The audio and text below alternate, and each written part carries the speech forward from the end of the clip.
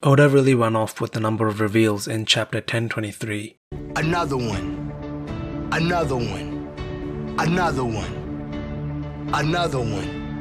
In this video, I want to focus on King's race and its potential connection to the ancient kingdom that was the dominant power 900 years ago. King is revealed to be a Lunarian. In Latin, the word luna means moon and ian means belonging to, so it essentially means the people who belonged to the moon. Immediately, this also made me think of the word Gregorian, which refers to the calendar system we use today. It refers to the solar calendar and the number of days it takes for the Earth to orbit the sun. So with just one word, we can extract the two major symbols in the story, the sun and the moon, the day and the night, the darkness and the light. I'll touch upon this later. First, I want to unpack King's race. From Enel's cover story, we know that there are three races of sky people that used to live on the moon: the Skypians, the Shandians, and the Burkans. But now we know that there is a fourth race, Lunarians. However, I don't believe that Lunarians occupied the same moon as the other three races. In Robin's flashback in chapter 392, we see the blue planet has several moons orbiting it, but currently only one moon exists. So what happened to the others? I believe that the people of the moon exhausted their natural resources and the moon became uninhabitable and decayed over time. The Lunarians probably descended onto the blue planet to escape the apocalypse on their moon. One common theme is that all of the moon people are technologically advanced and are always looking for resources to advance their civilization. What better resource than a huge red rock that spans an entire planet? The Lunarians probably landed on the red line for this particular reason. However, based on Marco's comments in this chapter, in the distant past, gods used to occupy that land. So thousands of years ago, on top of the red line, there lived a civilization so advanced that they seemed like gods to the rest of the world. I think the secret behind their success is the ability to harness the power of the sun and conjure fire. In mythology, fire often symbolizes intelligence and progress. Controlling fire was a technological revolution for humans. It provided warmth, lighting, and allowed us to build better tools and weapons. Historically, humans used to worship sun deities. For instance, the ancient Egyptians worshipped the sun god Ra, who was the creator of all life. In this ancient kingdom, the dawn would play a central role because it would symbolize new life and the rebirth of God each day. A prominent figure that lived during these times is Nika, whose silhouette can be seen in chapter 1018 with flaming hairs. The Lunarians probably integrated themselves into this advanced civilization and learned how to conjure fire. Over time, being a Lunarian became synonymous with conjuring fire, as Marco alluded to in chapter 1022. They became the guardians of this ancient kingdom. In theology, angels are usually depicted with wings like with the Lunarians, and their role is to carry out God's wishes, in this case the ancient kingdom.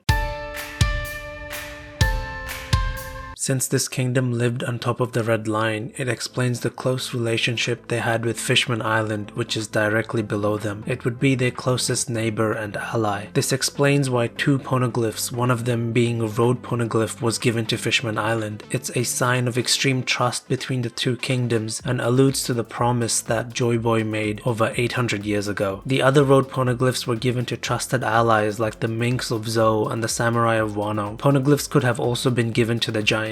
In chapter 1018, Who's Who stated that Nika would bring laughter and salvation to the slaves of the ancient times. From this sentence, we could deduce that in the past, slavery and discrimination was present in a number of nations in the world, considering how famous this story is. The war between the ancient kingdom and the 20 nations was probably due to a difference in ideology. The ancient kingdom believed in freedom and equality, whereas the 20 nations restricted the freedom of others. This is evident today because the celestial dragons have numerous slaves and Mary Joa operates on slavery. 800 years ago, the 20 great nations won the war and formed the world government to enforce their beliefs onto the world. As a result, the Lunarians who were associated with this ancient kingdom were persecuted. According to Big Mom, this race is considered extinct and King is the only survivor. But there may be remnants of King's race, just like how there are remnants of the ancient kingdom in the D clan, who are the natural enemies to God. But the celestial dragons are the false gods who destroyed the ancient kingdom and built their own capital on top of the world. The Lunarians may be on the brink of extinction, but the ancient kingdom allies like the samurai and the minks are still fighting for the dawn of the world. That's it from me. If you enjoyed this, leave a like, subscribe. Thanks for watching.